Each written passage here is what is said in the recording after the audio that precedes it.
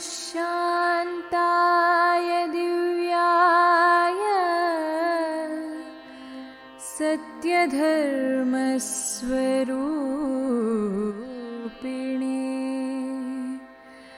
स्वानन्दामृततृप्ताय श्रीधराय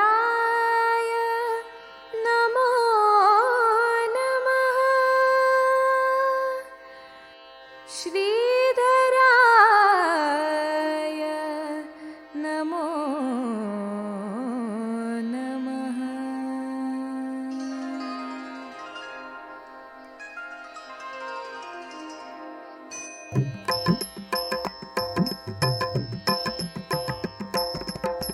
श्रीधर गुरु महचरिता भगवान् श्रीधर गुरु महचरिता श्रीधर गुरु महचरिता भगवान् श्रीधर गुरु महचरिता। ಶ್ರೀ ಗುರುಭ್ಯೋ ನಮಃ ಹರಿ ಓಂ. ಏಕದಂತಂ ಮಹಾಕಾಯಂ ವಾಣೀಂ ವಿದ್ಯಾಂ ಸರಸ್ವತೀಂ ನಮಾಮಿ ದೀನಬಾಲೋಹಂ ಜ್ಞಾನಮೋಕ್ಷಾರ್ಥಸಿದ್ಧಯೇ ನಮಃ ಶಾಂತಾಯ ದಿವ್ಯಾಯ ಸತ್ಯಧರ್ಮಸ್ವರೂಪಿಣೇ ಸ್ವಾನಂದಾಮೃತತೃಪ್ತಾಯ ಶ್ರೀಧರಾಯ ನಮೋ ನಮಃ. ಜಗತ್ಕಲ್ಯಾಣಕಾರ್ಯಾಯ ನರರೂಪಧರಾಯ ಚ ಯೋಗಿರಾಜಾಯ ವಂದ್ಯಾಯ ಗುರುದಾಸಾಯ ತೇ ನಮಃ. ಓಂ ನಮೋ ಭಗವತೆ ಶ್ರೀಧರಾಯ. ಭಗವಾನ್ ಸದ್ಗುರು ಶ್ರೀ ಶ್ರೀಧರ ಸ್ವಾಮಿಗಳ ಪರಮ ಪಾದಾರವಿಂದಗಳಿಗೆ ಪ್ರಣಾಮವನ್ನು ಸಲ್ಲಿಸ್ತಾ ಶ್ರೀ ಗುರುಗಳ ಶ್ರೀಚರಣಗಳಿಗೆ ವಂದಿಸಿ ಶ್ರೀ ಶ್ರೀಧರ ಸ್ವಾಮಿಗಳವರ ಮಹಾಚರಿತ್ರೆಗೆ ನಮಸ್ಕಾರವನ್ನು ಮಾಡುತ್ತಾ ಶ್ರೀ ಶ್ರೀಧರ ಸ್ವಾಮಿಗಳವರ ಮಹಾಚರಿತ್ರೆಯ ಮುಂದಿನ ಭಾಗವನ್ನು ನಾವು ನೋಡುತ್ತಾ ಇದ್ದೇವೆ. ಮಹಾಚರಿತ್ರೆಯ ಕೇಳುಗರನ್ನೆಲ್ಲ ಆತ್ಮೀಯವಾಗಿ ಸ್ವಾಗತಿಸ್ತೇನೆ. ಗುರುದೇವದತ್ತ. ಮೋಕ್ಷಾನಂದನಿಧಿಂ ಸುಶಾಂತಿ ನಿಲಯಂ ಭ್ರಾಂತಿಚ್ಛಿದಂ ಜ್ಞಾನದಂ ಸಂಸಾರಾರ್ಣವತಾರಕಂ ಮುನಿನುತಂ ವೇದಾಂತವೇದ್ಯಂ ವಿಭುಂ ಭೂಮಾಖ್ಯೇಯಮನಂತವೀರ್ಯಮತುಲಂ ಮೋಕ್ಷೇಚ್ಛುಣಾಂ ಜೀವನಂ ವಂದೇ ಸದ್ಗುರು ಶ್ರೀಧರಂ ಭವಹರಂ ಸಿದ್ಧಾಂತರತ್ನಾಕರಂ ಸಿದ್ಧಾಂತರತ್ನಾಕರಂ. ಜೈ ಜೈ ಗುರುದೇವ ದತ್ತ. ಯೋಗಿಗಳಿಗೆಲ್ಲ ಪರಮ ಧ್ಯೇಯ ಸ್ವರೂಪಿಗಳಾದಂಥ ಸದ್ಭಕ್ತರಿಗೆ ಉಪಾಸ್ಯ ಮೂರ್ತಿಗಳಾದಂಥ ಭಗವಾನ್ ಸದ್ಗುರು ಶ್ರೀ ಶ್ರೀಧರ ಸ್ವಾಮಿಗಳನ್ನು ಹೃದಯ ಎನ್ನುವಂಥ ಆಲಯದಲ್ಲಿ ಯಾವಾಗಲೂ ಆನಂದದಿಂದ ಉಪಾಸನೆ ಮಾಡಬೇಕು ಹೇಳಿ ನಮ್ಮ ಸದ್ಗುರುಗಳ ವಾಕ್ಯ ಶ್ರೀ ಶ್ರೀಧರೋಪಾಸನೆಯ ರಹಸ್ಯವನ್ನು ಸರಿಯಾಗಿ ಚೆನ್ನಾಗಿ ತಿಳಿಸ್ತಾ ಇದೆ. ಚಿಂತೆಯಿಂದಾಗಲಿ, ಕಾಮನೆಯಿಂದಾಗಲಿ, ಕೋಪತಾಪಗಳಿಂದಾಗಲಿ, ಹಠದಿಂದಾಗಲಿ, ಉಪವಾಸಾದಿ ಕಷ್ಟದಾಯಕವಾದ ಸಾಧನೆಗಳಿಂದಾಗಲಿ, ಅಪ್ರಸನ್ನತೆಯಿಂದಾಗಲಿ ನಮ್ಮ ಶ್ರೀ ಶ್ರೀಧರ ಸ್ವಾಮಿಗಳನ್ನು ಉಪಾಸನೆ ಮಾಡಬೇಕೆಂದಿಲ್ಲ. ಶ್ರೀ ಶ್ರೀಧರ ಸ್ವಾಮಿಗಳು ಆನಂದ ಸ್ವರೂಪರು, ಸ್ವಾನಂದಾಮೃತ ತೃಪ್ತರು.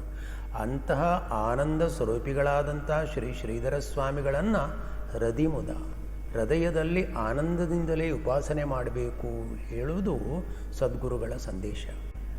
ಮನೋವೃತ್ತಿಯ ಸುಂದರವಾದ ಭಾವ ಪ್ರವಾಹ ಏನಿದೆಯೋ ಅದು ಶ್ರೀ ಗುರುಚರಣಗಳ ಕಡೆಗೆ ಹರಿತಾ ಇದ್ದರೆ ಅದು ಗುರುಪಾಸನೆ ಹೇಳಿ ಅನಿಸ್ತದೆ.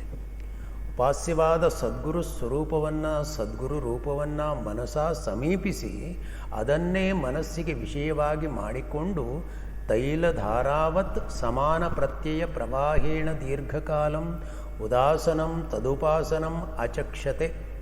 ಎಣ್ಣೆಯ ಧಾರೆಯ ಹಾಗೆ ಕಡಿವಡೆಯದೆ ದೀರ್ಘಕಾಲದ ತನಕವೂ ಅದರಲ್ಲಿಯೇ ಮನಸ್ಸನ್ನು ನಿಲ್ಲಿಸಿದರೆ, ಅಂದರೆ ಶ್ರೀ ಗುರು ಚರಣಗಳಲ್ಲಿಯೇ ಮನಸ್ಸನ್ನು ನಿಲ್ಲಿಸಿದರೆ ಅದು ಗುರುಪಾಸನೆ ಹೇಳಿ ಅನಿಸ್ತದೆ. ಮನಸ್ಸು ಆ ಸದ್ಗುರುವನ್ನು ಸಮೀಪಿಸ್ತಾ ಇರಬೇಕು, ಸಮೀಪದಲ್ಲಿರಬೇಕು. ಹೊರಗಿನ ವಿಷಯ ಚಿಂತನೆಯೋ, ದೇಹೇಂದ್ರಿಯಗಳ ಚಿಂತನೆಯೋ, ಸುತ್ತಮುತ್ತಲಿನವರ ಚಿಂತೆಯೋ ಎಲ್ಲವುಗಳ ಹಿಡಿತದಿಂದ ತಪ್ಪಿಸಿಕೊಂಡು ಈ ಮನಸ್ಸು ಒಳಮುಖವಾಗುವುದರೊಂದಿಗೆ ಅಲ್ಲಿ ಚಿದ್ಘನನಾದ ಸದ್ಗುರುವನ್ನು ನೋಡ್ತಾ ಇರಬೇಕಂತೆ. ಮನಸ್ಸಿಗೆ ಸದ್ಗುರುವಿನ ಸಹವಾಸ ಹತ್ತಬೇಕು. ನನಗಿಂತಲೂ, ನನ್ನವರಿಗಿಂತಲೂ, ನನಗೆ ಪ್ರಿಯವಾದ ವಿಷಯಗಳಿಗಿಂತಲೂ ಉಪಾಸ್ಯನಾದ ಸದ್ಗುರುವಿನಲ್ಲಿ ಅಭಿಮಾನ, ಪ್ರೀತಿ, ಭಕ್ತಿಗಳು ಅನನ್ಯವಾಗಿರಬೇಕು ಎಂದು ಜ್ಞಾನಿಗಳು ಹೇಳುತ್ತಾರೆ. ಹೀಗೆ ಸದ್ಗುರು ಉಪಾಸನೆಯನ್ನು, ಶ್ರೀ ಶ್ರೀಧರ ಸ್ವಾಮಿಗಳ ಉಪಾಸನೆಯನ್ನು ಹಲವಾರು ಭಕ್ತರು ನಡೆಸಿಕೊಂಡು ಬಂದಿದ್ದಾರೆ. ಶ್ರೀ ಶ್ರೀಧರ ಸ್ವಾಮಿಗಳ ಮಹಿಮೆಗಳನ್ನು ಇಂದಿಗೂ ಪ್ರೀತಿಯಿಂದ, ಭಕ್ತಿಯಿಂದ ಶ್ರವಣ ಮಾಡುವಂಥವರಿದ್ದಾರೆ. ಅಂತಹ ಶ್ರೇಷ್ಠ ಸ್ವರೂಪಿಗಳಾದಂಥ, ದತ್ತ ಸ್ವರೂಪಿಗಳಾದಂಥ ಶ್ರೀ ಶ್ರೀಧರ ಸ್ವಾಮಿಗಳ ಪಾದಾರವಿಂದಗಳಿಗೆ ನಮಸ್ಕಾರ ಮಾಡಿ ನಾವು ಮುಂದಿನ ಭಾಗವನ್ನು ನೋಡ್ತೇವೆ. ಗುರುದೇವ ದತ್ತ. ಶ್ರೀ ಶ್ರೀಧರ ಸ್ವಾಮಿಗಳು ಕೊಳಗೆ ಬೀಸಿನ ಶ್ರೀ ರಾಮನವಮಿಯ ಉತ್ಸವದ ವೇಳೆಯಲ್ಲಿ ವಾಸ್ತವ್ಯ ಮಾಡಿರುವಾಗ ಕೆಲವು ಭಕ್ತರು ಬಂದು ಶ್ರೀ ಶ್ರೀಧರ ಸ್ವಾಮಿಗಳಿಗೆ ಶರಣಾಗಿ ಆಶೀರ್ವಾದವನ್ನು ಪಡ್ಕೊಳ್ತಾ ಇದ್ದರು. ಹೀಗೆ ಅನೇಕರು ದೃಷ್ಟಾಂತವಾಗಿ ಬರ್ತಾ ಇದ್ದರೆ ಕೆಲವು ಭಕ್ತರು ಗುರುಮಹಿಮೆಗಳನ್ನು ಕೇಳಿ ಭಾವುಕರಾಗಿ ಶ್ರೀ ಶ್ರೀಧರ ಸ್ವಾಮಿಗಳ ದರ್ಶನವನ್ನು ಪಡೀಲಿಕ್ಕಾಗಿ ಧಾವಿಸಿ ಬರ್ತಾ ಇದ್ರಂತೆ. ಅನೇಕ ಕಡೆಗಳಲ್ಲಿ ಶ್ರೀ ಶ್ರೀಧರ ಸ್ವಾಮಿಗಳ ಮಹಿಮೆಗಳು ತೋರಿ ಬರ್ತಾ ಇದ್ವು. ಶಿರಸಿ ನಗರದ ಸಮೀಪದಲ್ಲಿರುವಂಥ ಚಿಪಿಗಿ ಎಂಬ ಊರಿನಲ್ಲಿ ಮಹಾಬಲೇಶ್ವರ ಎಂಬ ಗೃಹಸ್ಥನಿದ್ದನು. ಅವನು ಒಂದು ದಿನ ಶ್ರೀ ಶ್ರೀಧರ ಸ್ವಾಮಿಗಳ ಸಾನ್ನಿಧ್ಯಕ್ಕೆ ಬರ್ತಾನೆ. ಶ್ರೀ ಶ್ರೀಧರ ಸ್ವಾಮಿಗಳ ದಿವ್ಯ ರೂಪವನ್ನು ನೋಡಿ ಅವನಲ್ಲಿ ಭಕ್ತಿಭಾವ ಉಂಟಾಗಿ ಬದುಕಿನಲ್ಲಿ ಒಂದು ದಿನವಾದರೂ ಶ್ರೀ ಸದ್ಗುರುವಿನ ಪಾದಸೇವೆ ಮಾಡಬೇಕು ಹೇಳಿ ಇಚ್ಛೆಯನ್ನು ಹೊಂದುತ್ತಾನೆ. ಅವನಿಗೆ ಒಂದು ಸದಿಚ್ಛೆ ಉಂಟಾಗ್ತದೆ. ಕೊಳಗೆ ಬೀಸಿನ ಶ್ರೀ ರಾಮನವಮಿಯ ಉತ್ಸವ ಮುಗಿದು ಶ್ರೀ ಶ್ರೀಧರ ಸ್ವಾಮಿಗಳು ಅನೇಕ ಪ್ರಾಂತಗಳನ್ನು ಸಂಚರಿಸ್ತಾ ಪುನಃ ಶಿರಸಿಯ ಸಮೀಪದ ಹಳ್ಳಿಯಲ್ಲಿ ಒಬ್ಬ ಭಕ್ತರ ಮನೆಗೆ ಪಾದಪೂಜೆಗಾಗಿ ಬಂದಿರುವಂತಹ ಸುದ್ದಿಯನ್ನು ಕೇಳಿ ತನ್ನ ಮನೆಗೂ ಶ್ರೀ ಶ್ರೀಧರ ಸ್ವಾಮಿಗಳನ್ನು ಸ್ವಾಗತಿಸಿ ಪಾದಸೇವೆಯನ್ನು ಮಾಡಬೇಕು ಹೇಳಿ ಆ ಮಹಾಬಲೇಶ್ವರ ಎಂಬ ಗೃಹಸ್ಥನು ಶ್ರೀ ಶ್ರೀಧರ ಸ್ವಾಮಿಗಳು ವಾಸ್ತವ್ಯ ಮಾಡಿದ ಗ್ರಾಮಕ್ಕೆ ಹೋಗ್ತಾನೆ. ಶ್ರೀ ಶ್ರೀಧರ ಸ್ವಾಮಿಗಳಿಗೆ ಸಾಷ್ಟಾಂಗ ನಮಸ್ಕಾರವನ್ನು ಮಾಡುತ್ತಾನೆ. ಸ್ವಾಮಿ, ತಾವು ನನ್ನ ಮನೆಯಲ್ಲಿಯೂ ಕೂಡ ತಮ್ಮ ಚರಣ ಧೂಳನ್ನು ಹಾಕಬೇಕು ಹೇಳಿ ವಿನಂತಿಸಿಕೊಳ್ಳುತ್ತಾನೆ. ಆಗ ಶ್ರೀ ಶ್ರೀಧರ ಸ್ವಾಮಿಗಳು ಹೇಳ್ತಾರೆ, ತಮ್ಮ, ನಿನ್ನ ಮನೆಗೆ ಬರಲಿಕ್ಕೆ ದಾರಿ ಯಾವುದಿದೆಯೋ ಹೇಳಿ ಪ್ರಶ್ನೆ ಮಾಡ್ತಾರೆ. ಸ್ವಾಮಿ, ಭಾಳ ಸಮೀಪದಲ್ಲಿಯೇ ದಾರಿ ಇದೆ ಹೇಳಿ ಹೇಳ್ತಾನೆ ಅವನು. ಅದಕ್ಕೆ ಶ್ರೀ ಶ್ರೀಧರ ಸ್ವಾಮಿಗಳು ನಗುತ್ತಾ, ತಮ್ಮ, ನೀನು ಹೇಳುವಂಥ ದಾರಿಯಲ್ಲಿ ಇವತ್ತು ಹೋಗೋದು ಬಹಳ ಕಷ್ಟ ಇದೆ, ಶಿರಸಿಯ ಮಾರ್ಗವಾಗಿ ಹೋಗಬೇಕಾಗ್ತದೆ ಹೇಳಿ ಹೇಳ್ತಾರೆ. ಯಾಕೆ ಹೀಗೆ ಹೇಳಿರ್ಬೋದು ಶ್ರೀ ಶ್ರೀಧರ ಸ್ವಾಮಿಗಳು ಹೇಳಿ ಆ ಮಹಾಬಲೇಶ್ವರ ಎಂಬ ಗೃಹಸ್ಥನು ಬಹಳ ಯೋಚಿಸ್ತಾನೆ. ಆ ದಾರಿಯಲ್ಲಿ ಸಿಗುವಂಥ ಹಳ್ಳವೊಂದು ತುಂಬಿ ಹರಿತಾ ಇತ್ತು. ಅಲ್ಲಿ ವಾಹನ ಹೋಗುವ ಸ್ಥಿತಿಯೇ ಇರಲಿಲ್ಲ. ಇದನ್ನು ತಿಳಿದ ಮೇಲೆ ಆ ಭಕ್ತನು ಶ್ರೀ ಶ್ರೀಧರ ಸ್ವಾಮಿಗಳು ಭೂತ ಭವಿಷ್ಯದ ವರ್ತಮಾನಗಳನ್ನೆಲ್ಲ ಬಲ್ಲವರು, ಇವರು ಸಾಮಾನ್ಯರಂತೆ ತೋರಿದರೂ ಕೂಡ ಸಾಕ್ಷಾತ್ ದತ್ತಸ್ವರೂಪಿಗಳೇ ಸರಿ ಹೇಳಿ ಪೂರ್ಣ ವಿಶ್ವಾಸವನ್ನು ಹೊಂದುತ್ತಾನೆ. ಶ್ರೀ ಶ್ರೀಧರ ಸ್ವಾಮಿಗಳು ಶಿರಸಿಯ ಪ್ರಾಂತಕ್ಕೆ ಬಂದ ಕೂಡಲೇ ವಾಹನವನ್ನು ಭಕ್ತ ಮಹಾಬಲೇಶ್ವರನ ಮನೆಯ ಮುಂದೆ ನಿಲ್ಲಿಸಿ ವಾಹನದಿಂದ ಇಳಿದು ಅವಸರದಿಂದ ಮನೆಯೊಳಗೆ ಬರ್ತಾರಂತೆ. ಭಕ್ತ ಮಹಾಬಲೇಶ್ವರ ಅಂದರೆ ಶ್ರೀ ಶ್ರೀಧರ ಸ್ವಾಮಿಗಳಿಂದ ಕಳಲೆ ಕ್ಷೇತ್ರದಲ್ಲಿ, ಅಂದರೆ ಮೈಸೂರಿನ ಸಮೀಪದ ಕಳಲೆ ಕ್ಷೇತ್ರದಲ್ಲಿ ಶ್ರೀ ಪಾದುಕೆಗಳನ್ನು ಪಡೆದಂಥವನು, ಮಹಾಭಾಗ್ಯವಂತನಾಗಿದ್ದ. ಅಂಥ ಮಹಾಬಲೇಶ್ವರನ ಮನೆಗೆ ಅವಸರದಿಂದ ಬರ್ತಾರೆ ಶ್ರೀ ಶ್ರೀಧರ ಸ್ವಾಮಿಗಳು. ಅಲ್ಲಿಯೇ ಇರುವಂಥ ಮಣೆಯೊಂದರ ಮೇಲೆ, ಅಲ್ಲಿಯೇ ಇರುವಂಥ ಮಣೆಯ ಮೇಲೆ ಕುಳಿತುಕೊಂಡು ಲಕ್ಷ್ಮೀ ಮಾತೆ ಮತ್ತು ಭಕ್ತ ಮಹಾಬಲೇಶ್ವರನನ್ನು ತಮ್ಮ ಹತ್ತಿರದಲ್ಲಿ ಕರೆದು ಕೂಟಿಸಿಕೊಂಡು ಯೋಗಕ್ಷೇಮವನ್ನೆಲ್ಲ ವಿಚಾರಿಸುತ್ತಾರೆ. ತಾಯಿ ಲಕ್ಷ್ಮಿ ಹಾಗೂ ಭಕ್ತ ಮಹಾಬಲೇಶ್ವರ ದಂಪತಿಗಳು ಭಾವದ ಕಂಬನಿಯೊಂದಿಗೆ ಶ್ರೀ ಶ್ರೀಧರ ಸ್ವಾಮಿಗಳ ಚರಣಾರವಿಂದಗಳನ್ನು ಪೂಜಿಸುತ್ತಾರೆ. ತಾಯಿ ಲಕ್ಷ್ಮಿ ಭಕ್ತಿಯಿಂದ ಹಾಡ್ತಾ ಇರ್ತಾಳೆ. ಹಿಂದೆ ಶ್ರೀ ಶಿವಾನಂದ ಸರಸ್ವತಿ ಸ್ವಾಮಿಗಳು ಈ ಲಕ್ಷ್ಮಿ ಚಿಕ್ಕವಳಾಗಿದ್ದಾಗ ಅವಳ ಹಾಡನ್ನು ಆಲಿಸಿದ ಹಾಗೆ ಶ್ರೀ ಶ್ರೀಧರ ಸ್ವಾಮಿಗಳು ಶಾಂತ ಭಾವದಿಂದ ಈ ಲಕ್ಷ್ಮೀ ತಾಯಿಯ ಭಕ್ತಿಯ ಗಾನವನ್ನು ಆಲಿಸ್ತಾ ಇರುತ್ತಾರೆ. ಮನೆಯ ಮುಂದೆ ವಾಹನದ ಬಳಿ ನಿಂತಿರುವಂಥ ಗೃಹಸ್ಥನಿಗೆ ಬಹಳ ಆಶ್ಚರ್ಯವಾಗ್ತದೆ. ಶ್ರೀ ಶ್ರೀಧರ ಸ್ವಾಮಿಗಳು ಇಷ್ಟೊಂದು ವೇಳೆ ಎಲ್ಲಿಯೂ ನಿಲ್ಲುವುದಿಲ್ಲ, ಇದೇನೋ ಮಹತ್ವದ ಕಾರಣ ಇರಬೇಕು ಹೇಳಿ ಮನೆಯೊಳಗೆ ಬಂದು ನೋಡುತ್ತಾನೆ. ತಾಯಿ ಲಕ್ಷ್ಮಿ ಮತ್ತು ಭಕ್ತ ಮಹಾಬಲೇಶ್ವರ ದಂಪತಿಗಳ ಭಕ್ತಿ ಭಾವಕ್ಕೆ ವಶರಾಗಿ ಶ್ರೀ ಶ್ರೀಧರ ಸ್ವಾಮಿಗಳು ಪ್ರಸನ್ನ ಭಾವದಿಂದ ಕುಳಿತಿರುವುದನ್ನು ನೋಡುತ್ತಾನೆ ಅವನು. ಇದು ಆ ಭಕ್ತರ ಅಹೋಭಾಗ್ಯ, ಆ ಭಕ್ತರ ಪರಮಭಾಗ್ಯವಾಗಿತ್ತು. ಭಕ್ತ ಮಹಾಬಲೇಶ್ವರ ಹಾಗೂ ಲಕ್ಷ್ಮೀ ದಂಪತಿಗಳು ಶ್ರೇಷ್ಠ ಭಕ್ತರಾಗಿದ್ದರು. ಶ್ರೀ ಶ್ರೀಧರ ಸ್ವಾಮಿಗಳನ್ನೇ ಅನವರತ ಸ್ಮರಿಸ್ತಾ ಅವರನ್ನೇ ಪೂಜಿಸ್ತಾ ಇದ್ದಂಥವರು ಅವರು. ಶ್ರೀ ಶ್ರೀಧರ ಸ್ವಾಮಿಗಳು ಭಕ್ತ ಮಹಾಬಲೇಶ್ವರನನ್ನು ಕುರಿತು, ತಮ್ಮ, ನಾನು ಹೇಳಿದ ಹಾಗೆ ಮುಂದೆ ಬರಲಿರುವಂಥ ತ್ರಯೋದಶಿಯ ದಿನ ನಾನಿಲ್ಲಿಗೆ ಬರ್ತೇನೆ ಹೇಳಿ ಆಶೀರ್ವದಿಸಿ ಭಕ್ತನ ಮನೆಯಿಂದ ಹೊರಟು ಚಿಪಿಗೆಯ ಮಹಾಬಲೇಶ್ವರ ಎಂಬ ಗೃಹಸ್ಥನ ಪ್ರಾರ್ಥನೆಯಂತೆ ಅವನ ಮನೆಗೆ ಹೋಗ್ತಾರೆ. ಆ ಗೃಹಸ್ಥನು ಶ್ರೀ ಶ್ರೀಧರ ಸ್ವಾಮಿಗಳ ಪಾದಪೂಜೆಯನ್ನು ಮಾಡಿ ತನ್ನ ಮಕ್ಕಳ ಮೇಲೆ ಗುರುಕೃಪೆಯಾಗಬೇಕು ಹೇಳಿ ಪ್ರಾರ್ಥನೆ ಮಾಡಿಕೊಳ್ತಾನೆ. ಶ್ರೀ ಸದ್ಗುರುವಿನ ಕೃಪೆಯನ್ನು ಪಡೆದುಕೊಳ್ಳಿಕ್ಕೆ ಒಂದು ಯೋಗ್ಯತೆ ಬೇಕಲ್ವೇ? ಆಳ ಪುಣ್ಯದಿಂದ ಸಂಗ್ರಹಿಸಿದಂಥ ವಿಶೇಷವಾದ ಫಲ ಇದ್ದರೆ ಮಾತ್ರ ಸದ್ಗುರು ಶ್ರೀ ಶ್ರೀಧರ ಸ್ವಾಮಿಗಳ ಕೃಪೆಯಾಗ್ತದೆ. ಆ ಪರಮಾತ್ಮನನ್ನು ಪೂರ್ವಜನ್ಮದಲ್ಲಿ ಆರಾಧಿಸಿದ ಪುಣ್ಯದ ಫಲ ಈ ಜನ್ಮದಲ್ಲಿ ದೊರೆತಿದ್ದರೆ ಅಂಥವರಿಗೆ ಸದ್ಗುರು ಕೃಪೆ ಆಗ್ತದೆ, ಅಲ್ಲದೆ ಕೃಪೆಯ ಮಹತ್ವ ತಿಳಿಯುತ್ತದೆ. ಸೂರ್ಯೋದಯವಾದರೂ ಸೂರ್ಯನ ಪ್ರಕಾಶ ಕಣ್ಣಿದ್ದವರಿಗೆ ಮಾತ್ರ ತಿಳಿಯುತ್ತದೆ, ತೋರಿಬರುತ್ತದೆ. ಹಾಗೆ ಸದ್ಗುರುವಿನ ಕೃಪೆಯ ಮಹತ್ವ ಅಂಥ ಪುಣ್ಯವಂತ ಭಕ್ತರಿಗೆ ಮಾತ್ರ ತಿಳಿಯಲ್ಪಡುತ್ತದೆ. ಆ ಗೃಹಸ್ಥನು ತನ್ನ ಮಕ್ಕಳೆಲ್ಲರಿಗೆ ಗುರುಕೃಪೆಯಾಗಬೇಕು ಹೇಳಿ ಪ್ರಾರ್ಥನೆ ಮಾಡಿದರೂ ಕೂಡ ಶ್ರೀ ಶ್ರೀಧರ ಸ್ವಾಮಿಗಳು ತಮ್ಮ ಕರುಣಾದೃಷ್ಟಿಯಿಂದ ಆ ಗೃಹಸ್ಥನ ಮಕ್ಕಳಲ್ಲಿ ಗಜಾನನ ಎಂಬ ಬಾಲಕನನ್ನು ನೋಡ್ತಾರೆ. ಶ್ರೀ ಶ್ರೀಧರ ಸ್ವಾಮಿಗಳ ಕೃಪಾಕಟಾಕ್ಷದ ಫಲವಾಗಿ ಗಜಾನನ ಎಂಬ ಆ ಬಾಲಕನು ಇಂದು ಒಳ್ಳೆಯ ಪದವೀಧರನಾಗಿ ಗೃಹಸ್ಥ ಜೀವನ ನಡೆಸ್ತಾ ಇದ್ದರೂ ಕೂಡ ಶ್ರೀ ಶ್ರೀಧರ ಸ್ವಾಮಿಗಳ ದಿವ್ಯ ಚರಣಾರವಿಂದಗಳಲ್ಲಿ ಬಹಳ ಭಕ್ತಿ ಪ್ರೇಮವುಳ್ಳವನಾಗಿದ್ದಾನೆ. 3 ವರ್ಷದ ಬುದ್ಧಿ 100 ವರ್ಷದ ತನಕಾಳಿ ಹೇಳ್ತಾರೆ ನಮ್ಮಲ್ಲಿ.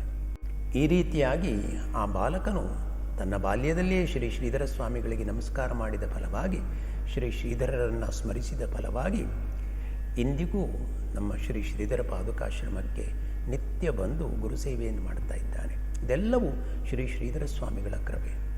ಈ ರೀತಿಯಾಗಿ ಶ್ರೀ ಶ್ರೀಧರ ಸ್ವಾಮಿಗಳ ಕೃಪಾಮುದ್ರೆ ಎನ್ನುವಂಥ ಚಿಹ್ನೆ ಎಷ್ಟೋ ಭಕ್ತರ ಬದುಕಿನಲ್ಲಿ ಇಂದಿಗೂ ಸ್ಪಷ್ಟವಾಗಿ ಕಾಣಿಸ್ತಾ ಇದೆ. ಶ್ರೀ ಗುರುಕೃಪೆ ಯಾವಾತನ ಮೇಲೆ ಆಗ್ತದೆಯೋ ಅವನ ವಂಶವೇ ಉದ್ಧಾರವಾಗಿಬಿಡುತ್ತದೆ. ಸದ್ಗುರುವಿನ ಕೃಪೆ ಯಾರ ಮೇಲೆ ಆಗಲಿಲ್ಲವೋ ಅವರಿಗೆ ಹೃದಯದಲ್ಲಿಯೇ ದೇವನಿದ್ದರೂ ಅವನ ವಿಚಾರ ಯಾವತ್ತೂ ತಿಳಿಲಿಕ್ಕೆ ಸಾಧ್ಯವೇ ಇಲ್ಲ. ಒಳಗೆ ಇದ್ದರೂ ಅವನ ಸಂಗತಿ ನಮಗೆ ಗೊತ್ತಾಗುವುದಿಲ್ಲ. ಶ್ರೀ ಗುರುಕೃಪೆಯನ್ನು ಸಂಪಾದಿಸಿದಂಥ ಭಕ್ತರು ಮಾತ್ರ ಶ್ರೀ ಗುರುವಿನಲ್ಲಿ ಅನನ್ಯ ಭಕ್ತಿಯುಳ್ಳವನಾಗಿ ಭಾವವುಳ್ಳವನಾಗಿ ಶ್ರೀ ಗುರುಮುಖದಿಂದ ಪರತತ್ವದ ಶ್ರವಣವನ್ನು ಮಾಡಿ ಮನನವನ್ನು ಮಾಡುತ್ತಾ ನರಜನ್ಮದ ಸಾರ್ಥಕತೆಯನ್ನು ಸಾಧಿಸಿಕೊಳ್ಳಿಕ್ಕೆ ಯೋಗ್ಯನಾಗ್ತಾನೆ. ಏವಂ ವಿಧಂ ಗುರುಂ ಧ್ಯಾನಾತ್ ಜ್ಞಾನಮುತ್ಪದ್ಯತೆ ಸ್ವಯಂ ತದಾ ಗುರೂಪದೇಶೇನ ಮುಕ್ತೋಹಮಿತಿ ಭಾವಯೇತ್. ಸಾಕ್ಷಾತ್ ಪರಶಿವನು ಪಾರ್ವತಿಗೆ ಗುರುತತ್ವವನ್ನು ಉಪದೇಶ ಮಾಡುವಾಗ ಹೇಳಿದಂಥ ಮಾತಿದು. ಗುರುಧ್ಯಾನ ಮಾಡಿದರೆ ತಾನಾಗಿಯೇ ಆತ್ಮಜ್ಞಾನ ಉಂಟಾಗ್ತದೆ. ಗುರುಸ್ಮರಣೆ ಮಾಡಬೇಕು. ಗುರುವಿನ ಉಪದೇಶ ಸಿಕ್ಕ ಮೇಲಂತೂ ನಾನು ಅಜ್ಞಾನ ಹೇಳಿ ಭಾವಿಸ್ಕೊಳ್ಳೇಬಾರದು. ತಾನು ಚೈತನ್ಯ ಸ್ವರೂಪನಾದ ಆತ್ಮನೇ ಇದ್ದೇನೆ ಹೇಳುವ ಭಾವನೆಯನ್ನು ದೃಢವಾಗಿ ಇಟ್ಕೊಳ್ಬೇಕಂತೆ. ಇದು ಶಿವನ ಅಪ್ಪಣೆ. ದುರ್ಲಭ ಚಿತ್ತವಿಶ್ರಾಂತಿ ವಿನಾ ಗುರುಕೃಪಾಂ ಪರಾಂ ಹೇಳ್ತಾರೆ. ಶ್ರೀ ಗುರುಕೃಪೆಯ ಹೊರತಾಗಿ ಅನ್ಯ ಯಾವ ಸಾಧನೆಗಳಿಂದಲೂ ಚಿತ್ತವಿಶ್ರಾಂತಿ ಸಿಗುವುದಿಲ್ಲ. ಶ್ರೀ ಗುರುಕೃಪೆ ಯಾರ ಮೇಲೆ ಆಗ್ತದೆಯೋ ಅವರಿಗೆ ಚಿತ್ತವಿಶ್ರಾಂತಿ, ನೆಮ್ಮದಿ, ಶಾಂತಿ, ಸಮಾಧಾನ ಎಲ್ಲವೂ ಸಿಗ್ತವೆ. ಶ್ರೀ ಸದ್ಗುರುವಿನ ಕೃಪೆಯ ಮಹತ್ವ ಅಷ್ಟು ಅಪಾರವಾದದ್ದು. ಅಂತಹ ಅಪಾರ ಮಹಿಮೆಯುಳ್ಳ ಶ್ರೀ ಶ್ರೀಧರ ಸ್ವಾಮಿಗಳ ಚರಿತ್ರೆಯನ್ನು ಯಾರು ಭಕ್ತಿಯಿಂದ ಕೇಳ್ತಾರೋ ಅವರು ಚತುರ್ವಿಧ ಪುರುಷಾರ್ಥಗಳನ್ನು ಸುಲಭದಲ್ಲಿ ಪಡ್ಕೊಳ್ತಾರೆ. ಸದ್ಗತಿಗೆ ಆ ಕೈವಲ್ಯಕ್ಕೆ ಕಾರಣವಾದ ಸದ್ಗುರುವಿನ ಚರಿತ್ರೆಯನ್ನು ಕೇಳುವುದರಿಂದ ಮನಸ್ಸು ಪವಿತ್ರವಾಗ್ತದೆ, ಜೀವನ ಪಾವನವಾಗ್ತದೆ. ಅಂಥವರ ಇಚ್ಛಿತ ಬಯಕೆಗಳೆಲ್ಲ ಪೂರ್ಣವಾಗುತ್ತವೆ. ಶ್ರೀ ಶ್ರೀಧರ ಸ್ವಾಮಿಗಳ ಮಹಿಮೆಯಾದರೂ ಅದು ಅವರ್ಣನೀಯ. ಅದನ್ನು ಪೂರ್ಣ ವರ್ಣಿಸಲಿಕ್ಕೆ ಯಾರಿಂದಲೂ ಸಾಧ್ಯ ಇಲ್ಲ. ಮನುಷ್ಯ ರೂಪವನ್ನು ಧಾರಣೆ ಮಾಡಿ ಈ ಭುವಿಗೆ ಬಂದು ಅಪಾರವಾದ ದಿವ್ಯ ಲೀಲೆಗಳನ್ನು ವ್ಯಕ್ತಪಡಿಸ್ತಾ ಇರುವುದರಿಂದ ಶ್ರೀ ಶ್ರೀಧರ ಸ್ವಾಮಿಗಳನ್ನು ಭಜಿಸುವ ಭಕ್ತರು ಇವತ್ತಿಗೂ ಅಸಂಖ್ಯರಾಗಿದ್ದಾರೆ. ಎಷ್ಟೋ ಭಕ್ತರು ಶ್ರೀ ಶ್ರೀಧರ ಸ್ವಾಮಿಗಳಿಂದ ತಮ್ಮ ಮನೋವಾಂಛಿತ ಫಲಗಳನ್ನು ಹೊಂದಿದ ಮೇಲೆ ಶ್ರೀ ಗುರುಭಕ್ತಿಯಲ್ಲಿ ಲೀನರಾಗಿಬಿಡ್ತಿದ್ರಂತೆ, ತನ್ಮಯರಾಗಿಬಿಡ್ತಿದ್ರು ಅವರು.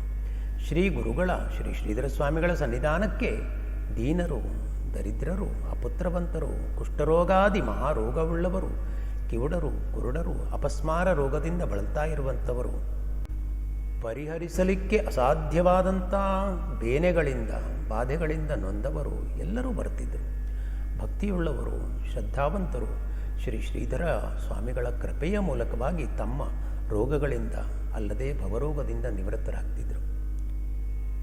ಎಲ್ಲರಿಗೂ ಶ್ರೀ ಶ್ರೀಧರ ಸ್ವಾಮಿಗಳು ಆಶ್ರಯದಾತರಾಗಿದ್ದರು. ಶ್ರೀ ಶ್ರೀಧರ ಸ್ವಾಮಿಗಳು ಭಕ್ತರ ಉದ್ಧಾರಕ್ಕಾಗಿ ರಾತ್ರಿ ಹಗಲು ಎನ್ನದೇ ಸಂಚಾರ ಮಾಡ್ತಿದ್ರು. ಹೀಗಿರುವಾಗ ಒಮ್ಮೆ ಶ್ರೀ ಶ್ರೀಧರ ಸ್ವಾಮಿಗಳಿಗೆ ತಮ್ಮ ಸದ್ಗುರುಗಳಾದ ಶ್ರೀ ಸಮರ್ಥ ರಾಮದಾಸರ ನೆನಪಾಗ್ತದೆ. ಹೋಗಲೇಬೇಕು ಸಜ್ಜನಗಡಕ್ಕೆ, ಗುರು ಸಾನ್ನಿಧ್ಯಕ್ಕೆ ಹೋಗಬೇಕು ಹೇಳಿ ಸಜ್ಜನಗಡಕ್ಕೆ ಹೋಗಿ ತಲುಪ್ತಾರೆ.